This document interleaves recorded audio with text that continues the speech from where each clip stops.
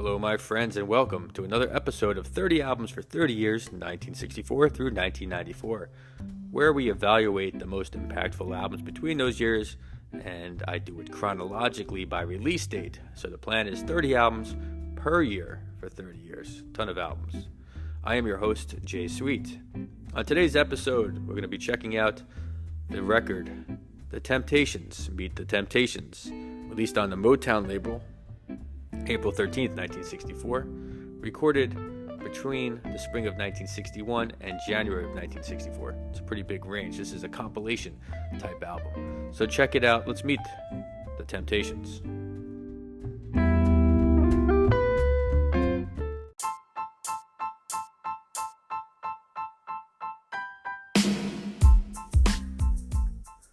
In 1964, the general public got to meet the Beatles and meet the Temptations, even though they had both been around for a while.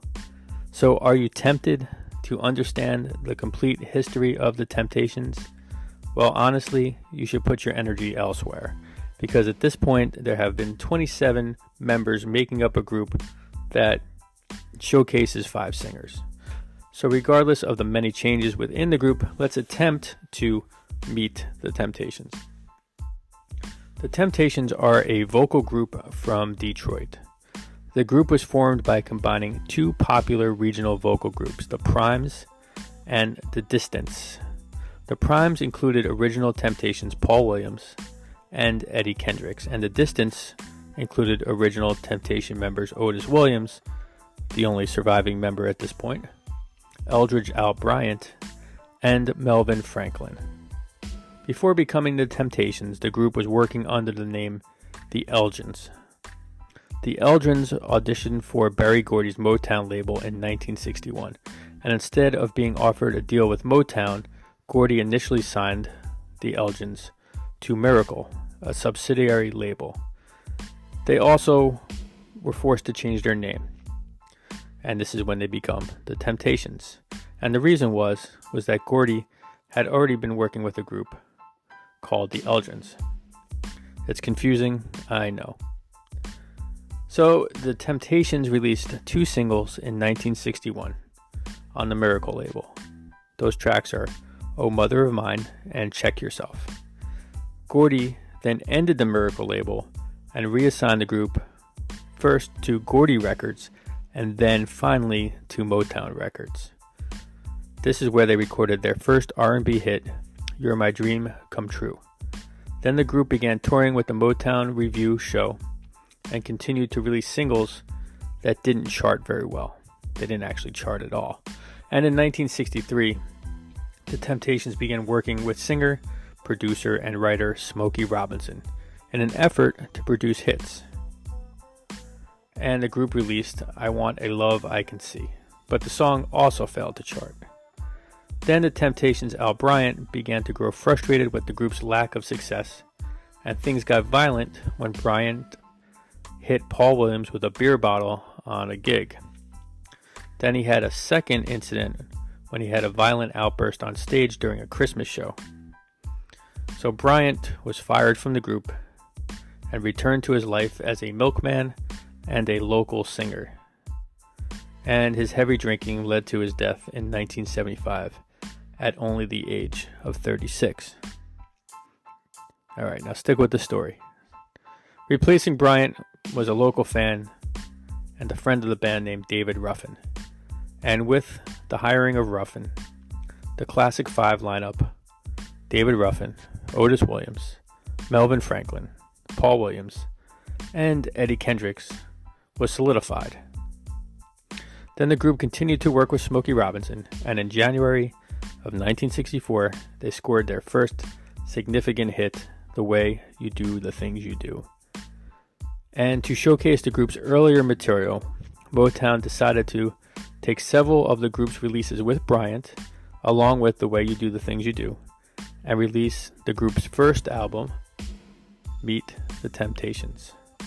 Now, rarely will I be showcasing a compilation or greatest hits album during this series, but since it's the group's debut, I found it appropriate to add Meet the Temptations to the 30 albums chosen.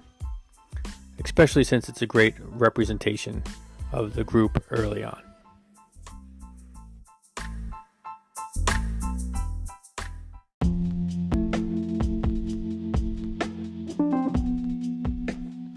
All right, let's continue to meet the Temptations. So by the end of 1964, the group released their first number one single, My Girl.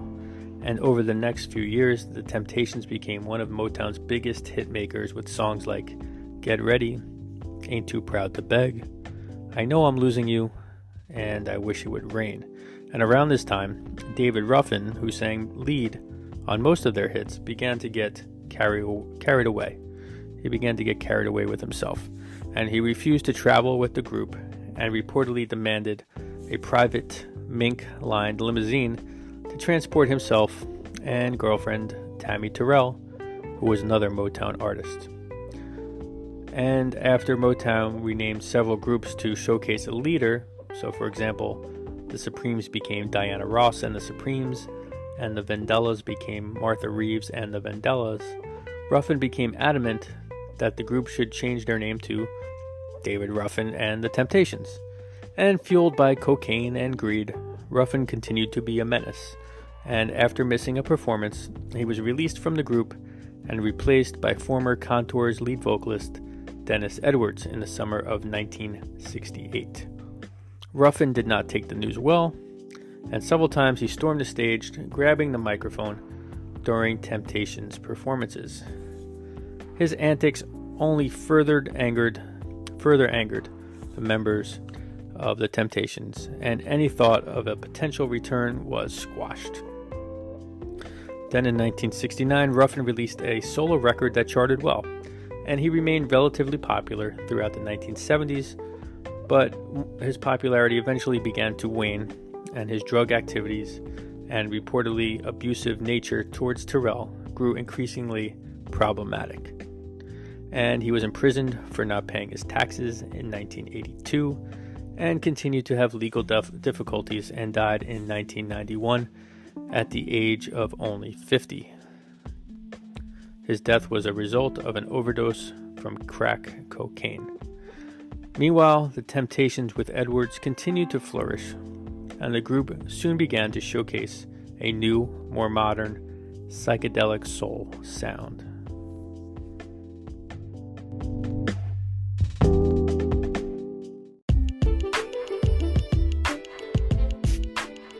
Alright, let's continue with the story. We're almost there. By late 1969, things got challenging again for the Temptations. Paul Williams was struggling with the effects of sickle cell disease, and he began drinking heavily and falling into depressions. A sixth Temptation, Richard Street, was added as a stand-in replacement. Eddie Kendricks, who never felt comfortable with the Ruffin firing, also began fighting with the members over the band's new sound and direction. By 1970, things came to a head, and Kendricks walked off stage during a performance, and he was fired. Ricky Owens replaced him, and then Paul Williams' condition worsened, and he was forced to quit, and Richard Street became a permanent Temptation. Then Paul Williams took his own life. He shot himself at the age of 34 in 1973. Throughout the 1970s until 1994, Otis Williams and Melvin Franklin managed to keep some form of the Temptations together by hiring, firing, replacing, and then rehiring Temptations. Throughout much of his time with the Temptations, Melvin Franklin struggled with rheumatoid arthritis, which required continued use of cortisone shots. The shots weakened his immune system, and he began to develop diabetes and other health issues. Also, he was shot in the hand and the leg while trying to stop a thief from stealing his car. By 1994, he could no longer persevere with the group, and he died at the age of 52 in 1995, leaving Otis Williams as the only surviving original Temptation. Amazingly, Otis Williams has been able to keep rolling out Temptations even after Franklin's passing. In 1989, the Temptations were inducted into the Rock and Roll Hall of Fame. Edwards, Franklin, Kendricks, Ruffin, Williams, and Paul Williams. In 1998, NBC aired the miniseries The Temptations, which tries to make better sense of the band's crazy history. So if you're really interested in meeting the Temptations and diving into their story, I would suggest watching that series.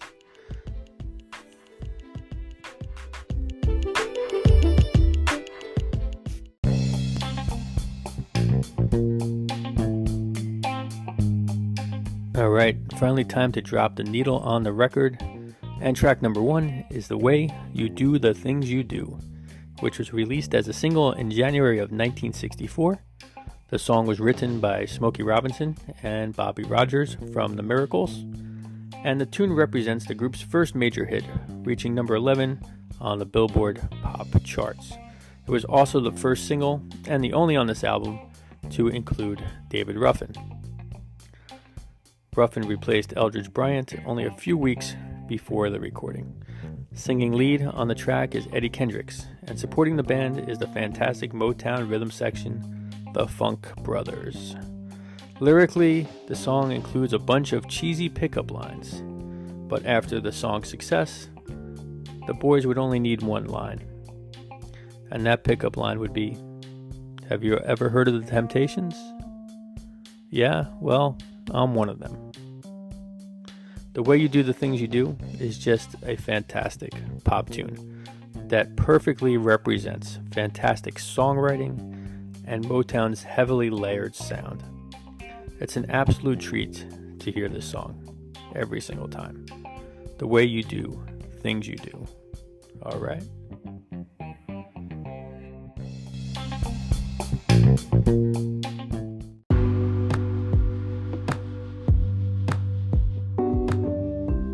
The second track is I Want a Love I Can See, which was a 1963 single for The Temptations.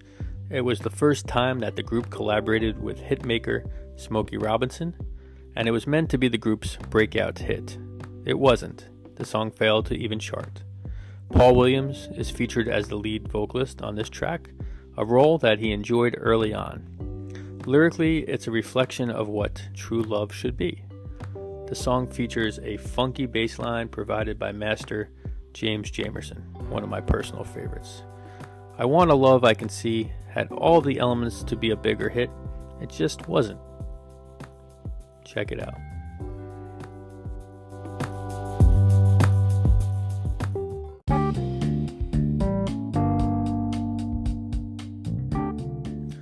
Track number 3 is Dreams Come True, which was issued in 1962 and was written by Motown label owner Berry Gordy.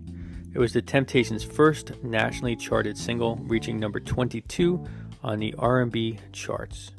Gordy might have given up on the Temptations without the tune's marginal success. And for the track, Gordy, who was likely frustrated by the Temptations' earlier lack of success, decided to give Eddie Kendricks a chance to sing lead, a role earlier taken on by Paul Williams. Also, check out Melvin Franklin's rich baritone voice during the choruses. It's a solid recording, and it was a marginal success that helped land the group on Gordy's popular Motown Review. So for the Temptations, with this release, dreams did come true.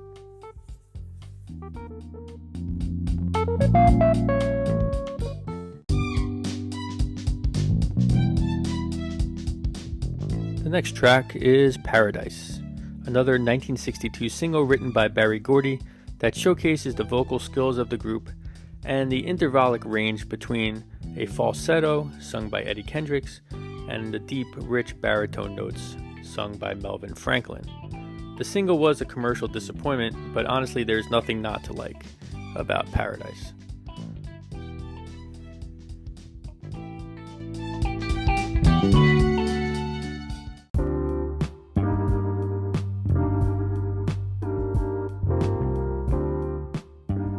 The next track is May I Have This Dance, which was the B-side to the failed single Farewell My Love. The song sounds like a bit of a throwaway, and for me, it's the first disappointment on the record. I'll let you decide. May I Have This Dance?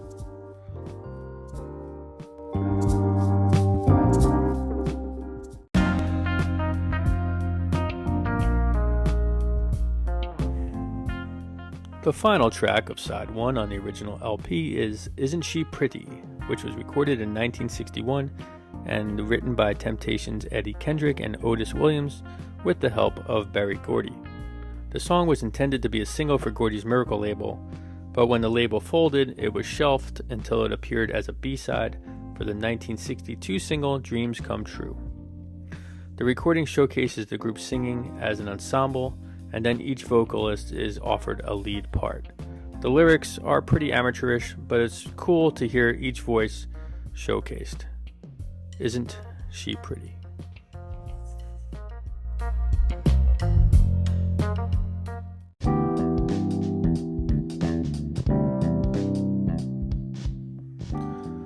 Alright guys, time to flip the record and drop the needle on side number 2. Track number 1 is Just Let Me Know, which was a 1963 Berry Gordy composed release, and the B-side to The Way You Do the Things You Do. And even though Paul Williams' voice is solid as a lead vocalist on this track and on others, it would be one of his final attempts at the lead role, mainly because Eddie Kendrick was so successful in that role on the song The Way You Do the Things You Do. And Motown was based on finding a formula that created hits and then repeating that formula until it had to change. At this point, it was clear that the presentation of Paul Williams as a lead vocalist equaled no major hits.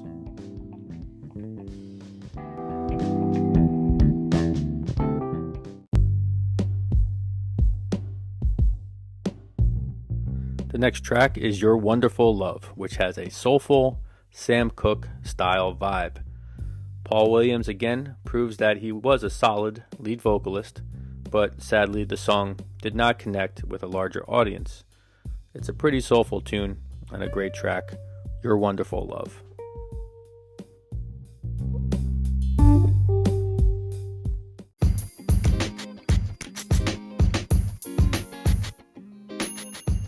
The third track on side number 2 is The Further You Look, The Less You See, which showcases the group's doo-wop roots. There is no reason why this was not a hit or a single. The song is just another example of why the Temptations might be the finest vocal group in history. The further you look, the less you see. Enjoy.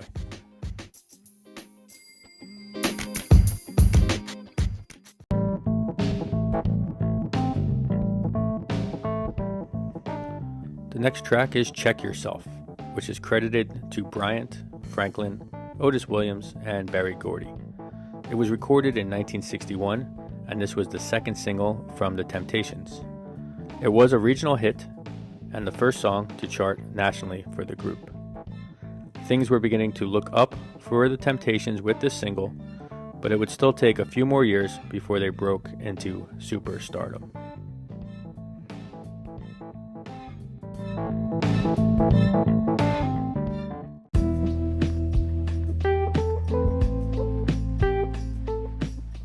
The next track is Slow Down Heart, which speaks of seeing a beautiful girl for the first time. There's not a great deal of information about the tune, and it was not a hit but a solid album cut. Paul Williams and Melvin Franklin sing lead vocals on this one.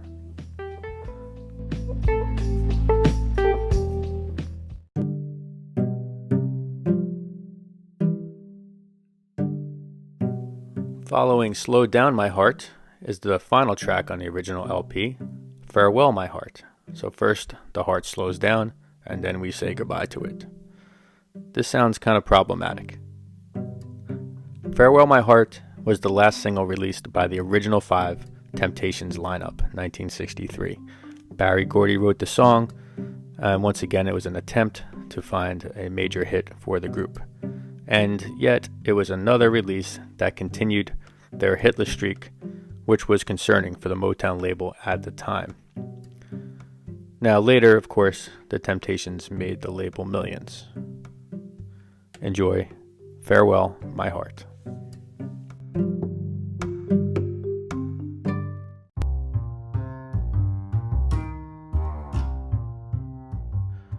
All right. Time to lift the needle, lift the record off the player, slip it back into its jacket, and back onto the shelf because we did it. We made it to the end of the record, and we are better for it. So in conclusion, the Temptations had been hanging around for a while before this release, but America truly got to meet the Temptations with the album Meet the Temptations. And as expected from a Motown release, the production was professional, it was slick, and it was polished. In my opinion, the Temptations are the best male pop vocal group ever, and this album serves as a perfect introduction to their earlier works. Now, the record charted at only number 95 on the Billboard pop charts, but don't let that fool you. It's a solid record, and I hope you enjoyed Meet the Temptations.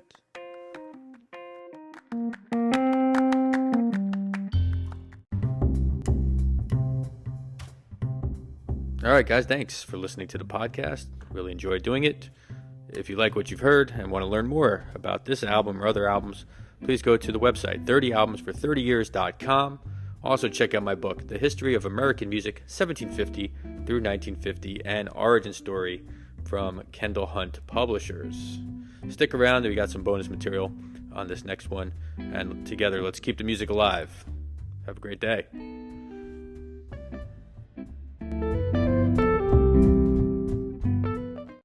All right, cats, thanks for sticking around for the bonus section, the J Plays section, where I take a tune from the album and I reinterpret it. Now, coming off of an interview with Stanley Clarke, I felt particularly inspired to play the bass on this one, which is really my primary instrument, and I chose to do the melody and the solo on the electric bass. And also assisting me on this track is Bob Boyd, the great drummer and Monmouth University drum professor. So thanks, Bob.